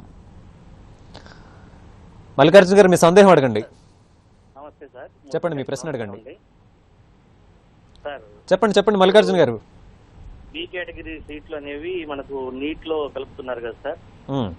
ఇప్పుడు ఫీజెస్ ఇవన్నీ కూడా సేమ్ అలాగే ఉంటాయా, ఏమన్నా మార్పులు ఉంటాయా? దీని మీద ఏమన్నా చెప్పగలరా సార్? సార్, నీట్ పరీక్ష అని చెప్పనేది కేవలం ప్రవేశానికి సంబంధించిన అర్హత పరీక్షే కానీ రిమైనింగ్ అన్ని ఆస్పెక్ట్స్ గతంలో ఏ విధంగా ఉన్నాయో అదే విధంగా ఉంటాయండి. అంటే ఇప్పుడు ఆంధ్రప్రదేశ్లో అయితే బి కేటగిరీకి సి కేటగిరీకి 11 లక్షలు 13 లక్షల ఫీజు, అదే తెలంగాణలో అయితే బి కేటగిరీకి సి కేటగిరీకి 9 లక్షలు 11 లక్షల ఫీజు. ఆ ఫీజులు యథావిధంగా కొనసాగుతాయి. కేవలం అది వాళ్ళ ఓన్ ఎగ్జామినేషన్ కాకుండా నీట్ ఎగ్జామినేషన్ ద్వారా ఆ కాలేజీకి ఎవరైతే అప్లై చేసుకున్నారో వాళ్ళకి ఆ అప్లై చేసుకున్న వాళ్ళలో నీట్ ర్యాంక్ క్రమంలో సీట్ల భర్తీ అనేది జరుగుతుంది. Right sir. మనకి మరో కాలర్ ఉన్నారండి, కర్ణాటక నుంచి లక్ష్మి ఫోన్ లైన్లో ఉన్నారు. లక్ష్మి గారు నమస్కారం. నమస్తే సార్. అడగండి అమ్మా, మీ సందేహం అడగండి. మా అబ్బాయి 1 నుంచి ఫస్ట్ 10th ఇక్కడ కర్ణాటకలో చదివాడండి. ఓకే. మేము ఇంటర్మీడియట్ ఆంధ్రలో చదివించాం. అది నేటివిటీ ఏది కర్ణాటకలో వస్తుందంటారా ఆంధ్రలో వస్తుందంటారా? అది కొంచెం డౌట్. సో తను ఖచ్చితంగా కర్ణాటక నేటివిటీ వస్తాడు కానీ ఇక్కడ రాడమ్మా. ఎందుకంటే క్వాలిఫైయింగ్ ఎగ్జామినేషన్ ఇప్పుడు ఇంటర్మీడియట్ నుంచి కిందకి మీరు 7 సంవత్సరాలు తీసుకుంటే ఆ 7 సంవత్సరాల్లో గరిష్ట వ్యవధి అంటే కనీసం 4 సంవత్సరాలు ఎక్కడైతే ఉంటున్నాడో అది అతని హోమ్ స్టేట్ అవుతుంది. సో ఇప్పుడు మీరు 10th వరకు అక్కడ చదివి ఇంటర్మీడియట్ 2 years అని చెప్పారంటే 2 సంవత్సరాలు ఇక్కడ కాబట్టి ఖచ్చితంగా అతనికి కర్ణాటక లోకల్ క్యాండిడేట్ అవుతాడు. రైట్. మనకి మరొక కాలర్ ఉన్నారండి, విజయవాడ నుంచి ఫాతిమా గారు నమస్కారం. నమస్తే అండి. చెప్పండి, మీ ప్రశ్న అడగండి. అసలు మన స్టేట్ లో ఎన్ని సీట్స్ ఉన్నాయండి మెడికల్? ఇప్పుడు నీట్ ద్వారా ఎన్ని సీట్స్ వస్తాయో తెలియాలండి, దానికోసం చేసామండి. రైట్. సార్ చెప్పారమ్మా, ఈయన మరొకసారి చెప్తారు, వినండి. మన స్టేట్లో కేటగిరీ ఏ మరియు ప్రభుత్వ కళాశాలలో కలిపి 2850 సీట్లు ఉన్నాయమ్మా. 2850 కేటగిరీ ఏ మరియు ఈ ప్రైవేట్ కాలేజెస్లో కేటగిరీ ఏ మరియు ప్రభుత్వ కళాశాల సీట్లు 2850. అవి కాకుండా 1050 సీట్లు కేటగిరీ బీసీల్లో ఉన్నాయి. అవి కాకుండా ఇంకొక 150 సీట్లు, 100 సీట్ల నుంచి 150 సీట్ల వరకు మైనార్టీ అక్కడ ఫాతిమా కాలేజ్ ఒకటి ఉంది, అది 100 సీట్లు అనుకుంటానండి. ఆ 100 సీట్లు ఫాతిమాది కూడా మైనార్టీ అదనంగా ఉంది. రైట్. ఇది మన రాష్ట్రానికి సంబంధించి తెలుగు రాష్ట్రాలకు సంబంధించి మనకున్నటువంటి సీట్ల వివరాలు. మనకి కాలర్ ఆంధ్రప్రదేశ్ గురించి అడిగారు. Only Andhra Pradesh. Right sir. Hyderabad నుంచి రమగారు ఫోన్ లైన్ అందుబాటులో ఉన్నారు. రమగారు నమస్కారం అండి. నమస్తే అండి. చెప్పండి అమ్మా. మా పాప ఎన్ఆర్ఐ కోటాలోకి వస్తుందండి. ఓకే. సో ఇప్పుడు అసలు ఎన్ఆర్ఐ కోటాలో ఎన్ని సీట్స్ ఉంటాయండి? అన్ని గవర్నమెంట్ కాలేజెస్ కానీ ప్రైవేట్ కాలేజెస్ కానీ? సో ఎన్ఆర్ఐ కోటాలో తీసుకున్నప్పుడమ్మా పద్మావతి మెడికల్ కళాశాలలో 15% ఆఫ్ కోటా ఉంది. సో అది కాకుండా మీకు ప్రైవేట్ మెడికల్ కళాశాల అన్నింటిలో కూడా ప్రతి కాలేజీలోనూ 15% సీట్లు ఎన్ఆర్ఐ కోటాలో ఉన్నాయి. సంఖ్య ఎంత ఉండొచ్చు? సో సంఖ్య వచ్చేటప్పటికి మనకి సుమారుగా 1000 దాకా ఉన్నాయి. ఓకే. Right sir. మనకి మెదక్ జిల్లా నుంచి ఇంద్రజిత్ ఫోన్ లైన్లో అందుబాటులో ఉన్నారు. ఇంద్రజిత్ గారు నమస్కారం. చెప్పండి, మీ ప్రశ్న అడగండి. సార్, ఇప్పుడు నీట్ 1 అప్లై చేయకుండా నీట్ 2 అప్లై చేసుకోవచ్చా సార్? ఖచ్చితంగా అప్లై చేసుకోవచ్చు. నీట్ 1 మీరు అప్లై చేసినా చేయకపోయినా, నీట్ 1 అప్లై చేసి ఆబ్సెంట్ అయినా, నీట్ 1 రాసినా నీట్ 2కి అప్లై చేసుకోవడానికి ఈ పాత ఏవి కూడా ప్రతిబంధకం కాదు. ఓకేనండి సార్. ఈ సందేహం చాలా మంది వ్యక్తం చేస్తున్నారు. నీట్ 1 పరీక్షల్లో మేము ఆశించినటువంటి స్కోర్ రాలేదు, నీట్ 2కి వెళ్ళొచ్చా, లేదా నీట్ 1కి అసలు అప్లై చేయలేకపోయాము, నీట్ 2 రాసుకోవచ్చా? వీటిపై మీరేమంటారు? సో ఇది చాలా స్పష్టంగా జడ్జిమెంట్లో కూడా ఇవ్వడం జరిగింది. నీట్ 1 రాసినా నీట్ 2 రాయొచ్చు. రైట్. నీట్ 1కి అప్లై చేసి ఆబ్సెంట్ అయినా నీట్ 2 రాయొచ్చు. రైట్. అంటే ఈ రెండు ఎక్కువ ప్రశ్నలు ఉన్నాయి. నీట్ 1కి అసలు అప్లై చేయలేదు, మరి నీట్ 2 అప్లై చేయొచ్చు. సార్, అయితే కొంతమంది విద్యార్థులు వ్యక్తం చేస్తున్న సందేహం, నీట్ 1 నీట్ 2 రెండింటికి హాజరయ్యాము, మాకు నచ్చినటువంటి స్కోర్ ఉంచుకొని మిగిలిన వదుకునే వెసులుబాటు ఉందా? లేదు. నీట్ 2కి అప్లై చేసుకునేటప్పుడే నీట్ 1 స్కోర్ క్యాన్సిల్ చేసుకుంటేనే నీట్ 2 అనేది ఎగ్జామినేషన్కి వెళ్తారు, కానీ అదర్వైజ్ అది క్యాన్సిల్ చేసుకోకుండా ఎగ్జామినేషన్కి వెళ్ళడానికి అవకాశం లేదు. Right sir. మనకి మరొక కాలర్ హైదరాబాద్ నుంచి సాబా ఫోన్ లైన్ లో ఉన్నారు. సాబా గారు నమస్కారం. హలో, నమస్కారం అండి సాబా గారు. చెప్పండి మీ ప్రశ్న. सर मेरा बेटा सर. ओके. हेलो, मेरा बेटा दुबई में 10th पढ़ा सर. इधर से यहाँ पे इंटरमीडिएट. हाँ, नमस्ते sir. This is the very good news sir for our kids and for our parents. Thanks for lot sir. My बेटा जो सो मेरा बेटा इंटरमीडिएट इधर कर रहा, हैदराबाद में कर रहा. 10वीं जमात वो दुबई में किया, तो एनआरआई में आता है, मगर हम लोग अभी एमसेट का फॉर्म भर दिया, नीट टेबल के बोल रहा, तो बहुत टेंशन में है सर. ये प्रोग्राम देख के हमको बहुत खुशी हुआ, क्योंकि हमारा फ्रेंड बोला कि प्रोग्राम हमारा क्या देखो बोल के बोला, पर मेरे को तेलुगु बराबर नहीं आता, इसलिए मैं हिंदी में क्वेश्चन करा. तो मेरा बेटा इंटरमीडिएट 11, 12 यहाँ बोर्ड ऑफ इंटरमीडिएट तेलंगाना से किया और पास हो गया वो फर्स्ट क्लास. अभी हम एमसेट का भी फॉर्म भर दिए, अभी हम नीट का भरना है. तो हमारा एग्जाम किस तरह से होगा, हमारा एनआरआई कोटा कितना है, हम बी कैटेगरी का एग्जाम लिख सकता है सर, पूरा मेरे को डिटेल में बताओ sir. I am very thankful to you watching this programme. Right, and we also thank and appreciate you Sabha garu for calling us, and even language is not at all a problem, and your query will be clarified by Sri Murthy garu. Madam, just your son can write NEET 2 examination. So NEET 2 examination notification just we are thinking maybe 10-15 days के अंदर वो NEET 2 का notification आएगा. So in that notification you need to apply for the NEET 2 examination, and the reservation category of B, C and all those things will continue as it is. So and one more thing is you need not write one more examination that B category का आप दूसरा examination लिखना बोल के सोच रहे हैं ना, वो examination तो नहीं है, सिर्फ एक ही examination NEET examination लिखना है. So इसलिए आप बेटी को just ask him to prepare only for the 24th July 24th को दूसरा examination है, just ask him to prepare only for that examination. He also asked regarding number of seats in that NRI quota. So NRI quota just we have in all colleges, private colleges category C, that is 15% quota is available. And one more thing is, I think probably you are in Muslim community, you have 3 minority colleges are also there. Even in that minority colleges also you have 85% of the quota in that part. Yes, so they can also apply for that 85% quota seats. ప్రత్యక్ష ప్రసారానికి తిరిగి స్వాగతం. MBBS BDS సీట్ల కోసం దేశవ్యాప్తంగా supreme court ఏకీకృత పరీక్ష నిర్వహించాలని తీర్పు ఇచ్చింది. జూలై 24న నీట్ 2 పేరుతో పరీక్ష నిర్వహించబోతోంది.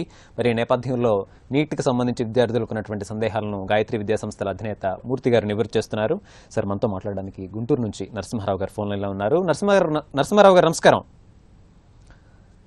నరసింహారావు గారు, మీ ప్రశ్న అడగండి. సార్, ఈ సంవత్సరం మరి ఎంసెట్ రాశారు కదా, అది మరి కండక్ట్ చేస్తారా లేకుంటే లేక తీసేస్తారా? సార్, ఈ సంవత్సరం అంటే మీరు ఆంధ్రప్రదేశ్ ఎంసెట్ పూర్తి అయింది, తెలంగాణ ఎంసెట్ ఎగ్జామినేషన్ కూడా 15వ తేదీ జరగబోతోంది. కానీ ఈ జరిగిపోయిన లేక జరగబోయిన ఎగ్జామినేషన్ బయాలజీ వింగ్ తీసుకున్నప్పుడు అది కేవలం అగ్రికల్చరల్ అండ్ ఫార్మసీ అడ్మిషన్స్కి మాత్రమే పరిమితమైన పరీక్ష అని చెప్పి ఆల్రెడీ స్టేట్మెంట్ ఇవ్వడం జరిగింది. మెడికల్ అండ్ డెంటల్ సీట్స్ ఇవి రెండు కూడా రాబోయే నీట్ అనే పరీక్ష ద్వారానే జరుగుతుంది, కానీ అంటే ఈ ఎగ్జామినేషన్ ఎంసెట్ ద్వారా కాదండి. Right sir. మనకి మరొక కాలర్ అనంతపురం నుంచి సుధాకర్ ఫోన్ లైన్ లో ఉన్నారు. సుధాకర్ గారు నమస్కారం. నమస్కారం సార్. చెప్పండి సుధాకర్ గారు, మీ ప్రశ్న అడగండి. సార్, మా అమ్మాయి ఇప్పుడు ఎంసెట్ రాసింది సార్, నీట్ పెడుతున్నారు కదా. హలో, నమస్తే సార్. నమస్తే. నమస్తే సుధాకర్, చెప్పండి సార్. ఇప్పుడు మా అమ్మాయి ఎంసెట్ రాసింది సార్, మళ్ళీ ఇప్పుడు నీట్ పెడుతున్నారు కదా. అవునండి. మీకు ఏమేమి బుక్స్ చదవాలనేది మాకు అర్థం కాలేదు సార్, దాని గురించి మీరు చెప్తే సార్. సార్, ఇప్పుడు మనకి మన సిలబస్కి నీట్ సిలబస్కి ఎటువంటి వ్యత్యాసం లేదు. సో కాబట్టి పిల్లల్ని కూడా మనం కంగారు పెట్టాల్సిన అవసరం లేదు. ఇంతవరకు వాళ్ళు ఏదైతే చదివారో అది నీట్ సిలబసే చదివారు, అదనంగా ఏం చదవలేదు. సో ఆ యాంగిల్లో చూసుకుంటూ వచ్చినప్పుడు వీళ్ళు అదనంగా చదువుకోవాల్సింది ఇప్పుడు ఏంటన్నప్పుడు ఎక్కువ ఎగ్జాంపుల్స్ అవన్నీ కూడా సిబిఎస్ఈ బుక్స్ నుంచే వస్తున్నాయి. కాబట్టి సిబిఎస్ఈ నిర్దేశిత బుక్స్ అని చెప్పిన NCERT, 11th class 12th class books మొత్తం ఒకసారి వాటిని చదువుకోవడం, NCERT 11th class 12th class, వాటికి తోడుగా ఎన్సీఆర్టీ వాళ్లే పబ్లిష్ చేసిన ఎన్సీఆర్టీ ఎగ్జాంప్లార్ అనే బుక్స్ ఉన్నాయండి. అది బయాలజీ ఉంది, ఫిజిక్స్ ఉంది, కెమిస్ట్రీ ఉంది. So NCERT exemplar of biology, physics, chemistry ఈ 3 బుక్స్ని మనం తీసుకుని చేర్చగలిగితే దట్స్ ఎనఫ్. ఈ టైంలో మీరు ఎక్కువ పుస్తకాలకు తీసుకెళ్లి విద్యార్థులను కన్ఫ్యూజన్ లోన్ చేయొద్దు. కేవలం ఈ లిమిటెడ్ బుక్స్ తీసుకుని వాటిని 1-2 సార్లు చదువుకోవడం ద్వారా డెఫినెట్గా మంచి ర్యాంక్ తెచ్చుకునే దిశలో పిల్లలను డ్రైవ్ చేసుకోవచ్చు. Right sir. మనకి మరొక కాలర్ నెల్లూరు నుంచి రవికుమార్ ఫోన్ లైన్లో ఉన్నారు. రవికుమార్ గారు నమస్కారం. చెప్పండి రవి గారు, మీ ప్రశ్న అడగండి. సార్ పాప ఇప్పుడు ఎంసెట్ రాసింది సార్. చెప్పండి. సార్ ఇప్పుడు ఎంసెట్ రాశారు, దాంట్లో ఇప్పుడు అగ్రికల్చర్, ఏజీబీఎస్సీకి, ఫార్మసీ కి, వెటర్నరీకి సీట్లు అని చెప్పారు. హలో, అవునండి, అవును చెప్పండి సార్. ఇప్పుడు ఏంటంటే ఇప్పుడు నీట్ లో సార్ ఎస్సీ కేటగిరీకి ఎన్ని మార్క్స్ రావాలండి? అంటే ఎస్సీ కేటగిరీకి క్వాలిఫై అవ్వడానికి ఎన్ని మార్కులు రావాలని అంటారండి, లేక సీట్ రావడానికి ఎన్ని మార్కులు రావాలంటారా? సీట్ వచ్చేదానికి ఎన్ని మార్క్స్ రావాలి సార్? Okay, qualifying. సార్ ఇంకో డౌట్ సార్, చిన్న డౌట్. చెప్పండి. ఇప్పుడు ఆల్రెడీ ఎంసెట్ రాస్తున్నారు కదా. అవును. ఎంసెట్ రాసి ఉంటే దాంట్లో వెటర్నరీకి ఏమైనా అవకాశం ఉంటుందా ఎంసెట్ ద్వారా? రైట్. సో రైట్, మీ 2 ప్రశ్నలు చెప్తాను. ఫస్ట్ సెకండ్ క్వశ్చన్కి వస్తే, వెటర్నరీలో పాక్షికంగా సీట్లు ఏఐపీవీటీ ద్వారా ఫిలప్ అవుతున్నాయండి. All India pre veterinary test అన్న దాని ద్వారా ఫిలప్ అవుతున్నాయి. రిమైనింగ్ అన్ని సీట్లు కూడా ఎంసెట్ ద్వారానే ఫిలప్ అవుతాయి. కాబట్టి మీ బాబు దాని ద్వారా వెటర్నరీ తీసుకోవడానికి 100% అవకాశం ఉంది. ఇక రెండో దానికి వచ్చినప్పుడు మనకి ఆ స్టూడెంట్కి ఎన్ని మార్కులు వస్తాయి అని చెప్పానంటే, సో ఈ స్టూడెంట్స్కి ఎస్సీ, ఎస్టీ, ఓబీసీ స్టూడెంట్స్కి క్వాలిఫైయింగ్ మార్క్ కిందే మనం తీసుకున్నప్పుడు 40th percentile is a qualifying mark అని చెప్పినది తీసుకోవాలి. అది కూడా సబ్జెక్టు పరంగా తీసుకుంటారండి. అంటే మళ్ళీ అన్ని సబ్జెక్టుల్లో కలిపి అది వస్తే కాదు. సో సబ్జెక్టు పరంగా 40th percentile is a qualifying mark అని చెప్పినది అది చాలా జాగ్రత్తగా చూసుకోవాలి. సో క్వాలిఫైయింగ్కి వచ్చినప్పుడు సో ఒక్కసారి దానిలో క్వాలిఫై అయ్యి తర్వాత మనకి ఎన్ని మార్కులు వస్తే మనకి సీట్లు వస్తాయి అని చెప్పిన దగ్గర మీకు సింపుల్ క్యాల్కులేషన్ అంటే మనకి మన రాష్ట్రంలో ఉన్న సీట్లు మన రాష్ట్రం దాని ప్రకారమే జరుగుతున్నాయి. కాబట్టి సో గతంలో మన ఎంసెట్కి మనకి ఏదో 100 మార్కులకు వస్తున్నాయి అని చెప్పని అనుకోండి. సో ఇప్పుడు మిగిలినవి ఎంసెట్ కంటే ఇక్కడ 20 ప్రశ్నలు అదనంగా ఉన్నాయి కాబట్టి దానిలో ఒక 10 ప్రశ్నలు ఇక్కడ యాడ్ చేసుకోండి. అంటే ఎంసెట్లో 100 వస్తుంటే 110 క్వశ్చన్లు చేసిన స్టూడెంట్ గ్యారంటీగా తెచ్చుకోగలడు. 110 క్వశ్చన్లు అని చెప్పారంటే ఇంటూ 4 అంటే ప్రతి సరైన సమాధానానికి +4 మార్కులు. కాబట్టి 110 × 4 అంటే 440 మార్కులు పైన మనం తెచ్చుకోగలిగితే ఖచ్చితంగా మనకి ఆ నీట్ ఎగ్జామినేషన్లో రిజర్వేషన్ కేటగిరీలో ఉన్న విద్యార్థి సీట్ సాధించుకోవచ్చు. Right sir. మనకి మరొక కాలర్ ఉన్నారు సార్, తిరుపతి నుంచి మయూఖ. మయూఖ గారు నమస్కారం. నమస్తే అండి, గుడ్ ఈవినింగ్. చెప్పండి మయూఖ గారు, మీ ప్రశ్న అడగండి. సార్ నాకు 2 డౌట్స్ ఉన్నాయి సార్. సార్ ఒకటి, ఇప్పుడు ఎస్సీ ఎస్టీస్ కి వీళ్ళకి మామూలుగా ఎంసెట్లు అయితే మినిమం క్వాలిఫైయింగ్ మార్క్స్ లేవు సార్. లేవు. మరి నీట్ కి అయితే ఉన్నాయా సార్? అది నీట్ కి అయితే మళ్ళీ చెప్పండి, రెండో ప్రశ్న అడగండి. మళ్ళీ రిజర్వేషన్స్ కి సీట్స్ ఎలా ఇస్తారు సార్? రిజర్వేషన్ ఉండే వాళ్ళకి ఇందులో కూడా సేమ్ అలాగే తీసుకుంటారా ఎంసెట్ తీసుకున్నట్టు, లేదా వేరేలాగా తీసుకుంటారా? రైట్, అంతే కదండి, రెండే కదా? అంతేనండి. రైట్, వినండి మూర్తి గారు సమాధానం చెప్తారు. ముందు మీరు రెండో ప్రశ్నకు సమాధానం చెప్తాను. మరి రెండో ప్రశ్నకు వచ్చినప్పుడు మనకి ఎంసెట్లో లేదా ఏ రాష్ట్ర ప్రభుత్వంలో ఇప్పుడు రిజర్వేషన్ ప్రాతిపదిక ఏ విధంగా ఉందో నీట్ ఎగ్జామినేషన్ జరిగినా కూడా రిజర్వేషన్ ప్రాతిపదిక ఖచ్చితంగా అదే విధంగా ఉంటుంది. సో 15% ఎస్సీ, 7.5% ఎస్టీ, ఇది యాజ్ ఇట్ ఈస్ మనకి గతంలో ఏదైతే సిస్టమ్ ఉందో అదే కంటిన్యూ అవుతుందమ్మా. ఇక నెక్స్ట్ మీ ఫస్ట్ క్వశ్చన్కి వచ్చేటప్పటికి మన ఎంసెట్ ఎగ్జామినేషన్లో ఎస్సీ, ఎస్టీ వీళ్ళకి మినిమం క్వాలిఫైయింగ్ మార్క్ లేదు. 160 మార్కులకు 0 మార్కులు వచ్చినా కూడా ర్యాంకింగ్ ఇవ్వాల్సిందే. కానీ మనకి ఈ జాతీయ స్థాయి నీట్ పరీక్షలో మాత్రం అటువంటి వెసులుబాటు లేదు. ఖచ్చితంగా ఎస్సీ, ఎస్టీ, ఓబీసీ విద్యార్థి అయినా కూడా ఆ విద్యార్థులందరూ వాళ్ళు ప్రతి సబ్జెక్టులోనూ 40th పర్సంటైల్ అనేది తెలుసుకోవాలి. మార్క్స్ కాదమ్మా, అది 40th పర్సంటైల్ అంటే మొత్తం హాజరైన విద్యార్థుల్లో సో కింద నుంచి మార్కులు పైకి అంటే ఆరోహణ క్రమంలో రాసుకుంటూ వస్తే ఆ మార్కులు రాసుకున్నప్పుడు కింద నుంచి 40% విద్యార్థి ఎవరైతే అవుతారో ఆ విద్యార్థికి ఎన్ని మార్కులు వచ్చి ఉంటాయో ఆ మార్కుల్ని ఆ సబ్జెక్టులో కట్ ఆఫ్ మార్కులుగా తీసుకుంటారు. సో కాబట్టి ఎస్సీ, ఎస్టీ, ఓబీసీ 3కి కూడా 40th percentile is the cut off mark. Right, కాబట్టి తప్పనిసరిగా వాళ్ళు ఆ కనీస ఉత్తీర్ణ మార్కుల్ని తెచ్చుకోవాల్సిన అవసరం ఉంది. మనకి మరొక కాలర్ ఉన్నారు సార్, కరీంనగర్ నుంచి ఎల్లయ్య గారు నమస్కారం. నమస్తే సార్. చెప్పండి ఎల్లయ్య గారు, మీ ప్రశ్న అడగండి. సార్ మా ప్రశ్న సార్, ఈ సంవత్సరం పాపది ఫస్ట్ ఇయర్ అయిపోయింది సార్, ఇప్పుడు సెకండ్ ఇయర్ సార్.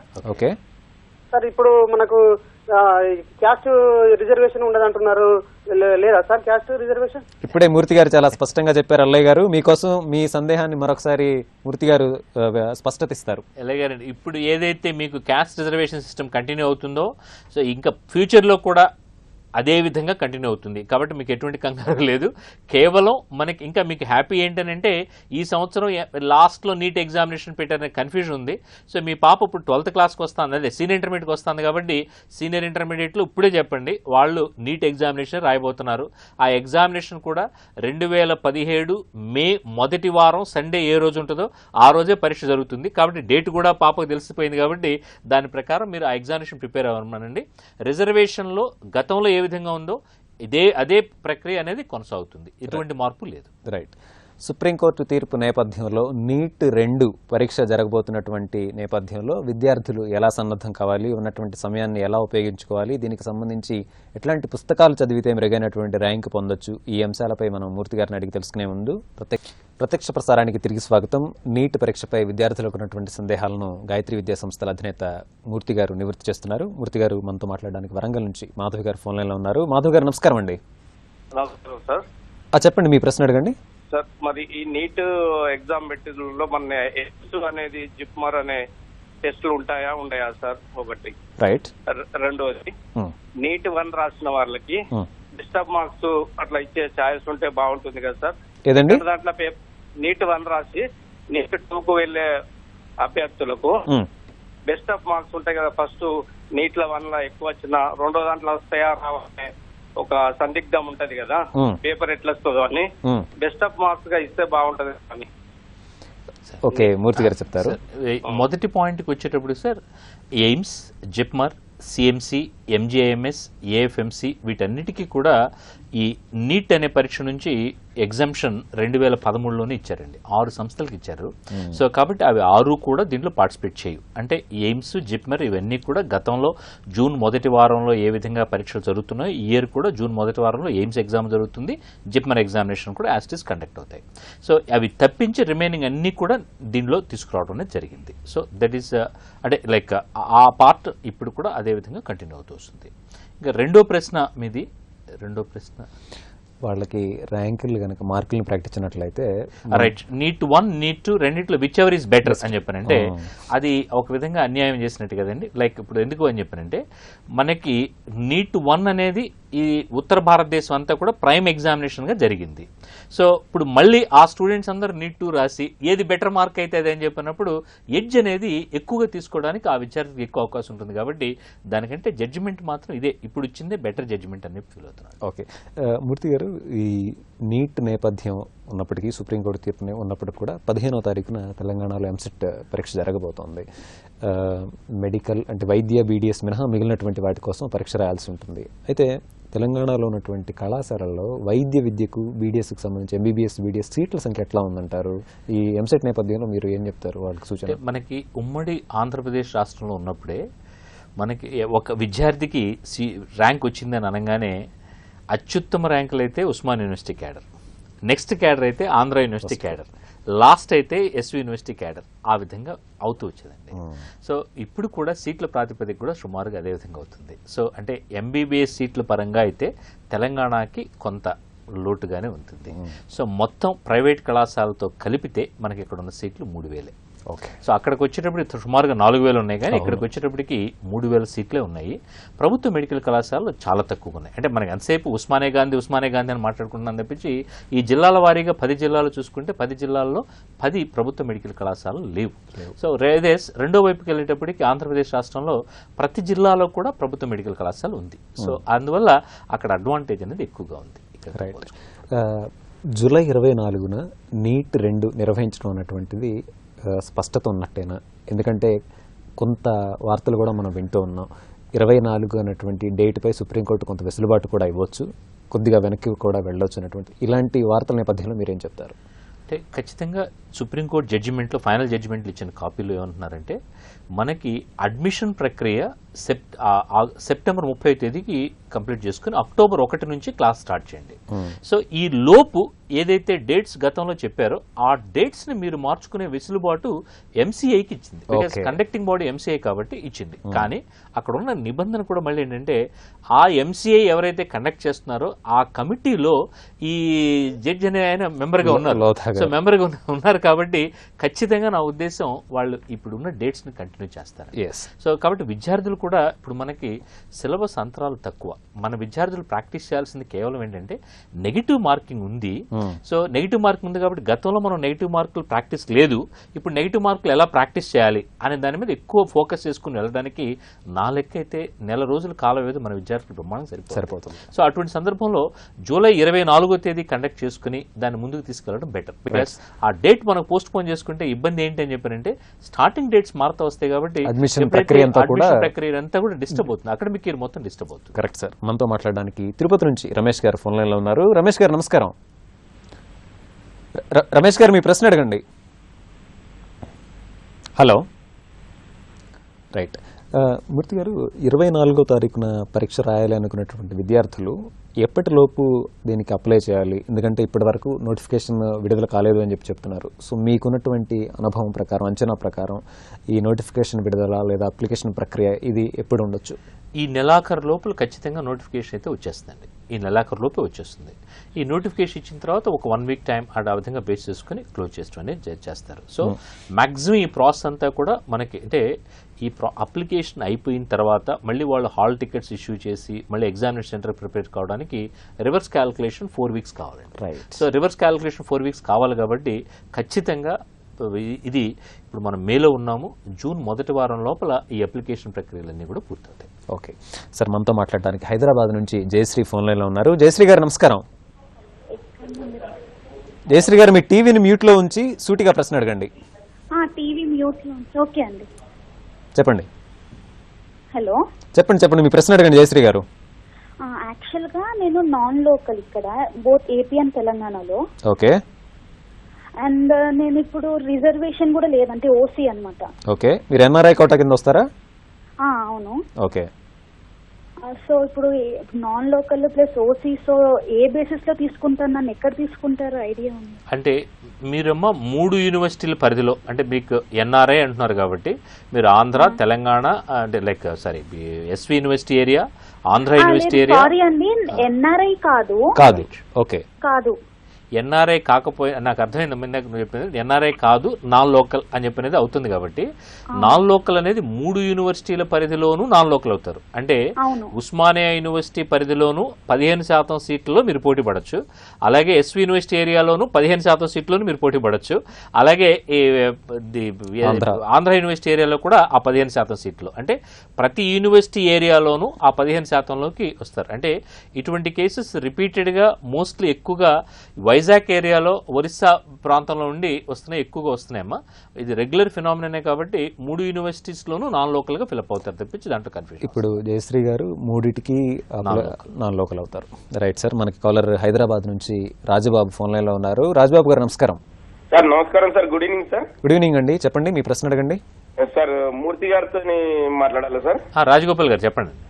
సార్ మూర్తి గారు good evening sir. Good evening sir.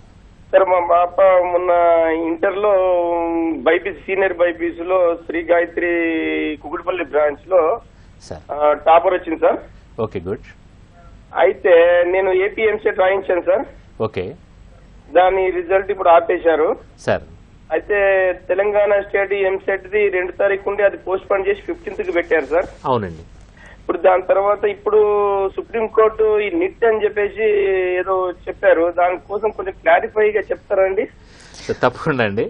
అంటే లైక్ ఇప్పుడు ఫస్ట్ ఎగ్జామినేషన్ రాసేసారు, సో అయిపోయింది.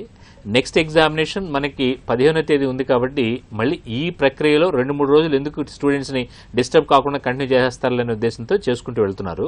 సో రేపు 15వ తేదీ ఎగ్జామినేషన్ అయినా అది మెడికల్ డెంటల్ అడ్మిషన్లకి కాదండి. సో మెడికల్ డెంటల్ వదిలేసేసి మిగిలిన అన్నిటికీ సంబంధించిన పరీక్ష.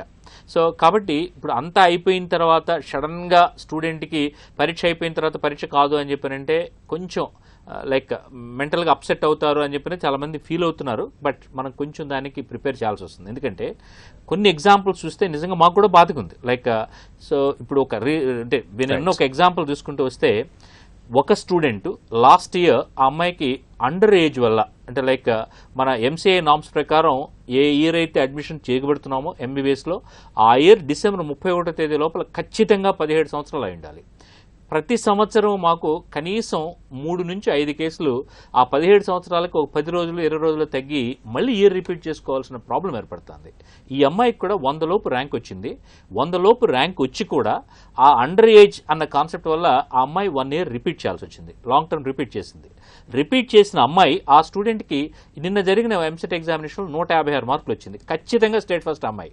అయినా ఆ పాపకు సీట్ రాలా. అంటే ఎన్నిసార్లు నన్ను బ్యాడ్ లక్ వెంటబడుతుంది అని అంటే ఆ ఫీల్డ్ లో ఎక్కువ కంటిన్యూ అయితే ఏమవుతుందంటే రేపు రాబోయే ఎగ్జామినేషన్ దగ్గర పిల్లలు ఇబ్బంది పడతారు. కాబట్టి ఆ కాన్సెప్ట్ నుంచి ముందుకు బయటకు వచ్చేసి సో ఎగ్జామినేషన్ అయిపోయింది, సో ఫ్రెష్ ఇంకొక ఎగ్జామినేషన్ రాస్తున్నాము అన్న కాన్సెప్ట్ లో పాజిటివ్ యాటిట్యూడ్ తో ట్రావెల్ చేయగలిగితే బెటర్ రిజల్ట్ తెచ్చుకుంటారు. రైట్, ధన్యవాదాలు మూర్తి గారు. స్టూడియోకి వచ్చి అసంఖ్యాకంగా వచ్చినటువంటి ఫోన్ కాల్స్ కి సమాధానాలు తెలియజేసినందుకు. జూన్ 24వ తారీఖున నీట్ 2 పరీక్ష జరగబోతున్న నేపథ్యంలో విద్యార్థులు సన్నద్ధం కావాలని ఎన్సీఆర్టీ పుస్తకాలతో పాటు ఎగ్జాంపులర్స్ అన్నటువంటి వాటిని ఉపయోగించుకోవాలని మూర్తి గారు సూచిస్తున్నారు. ఇది నీటిపై ప్రత్యేక ప్రత్యక్ష ప్రసారం.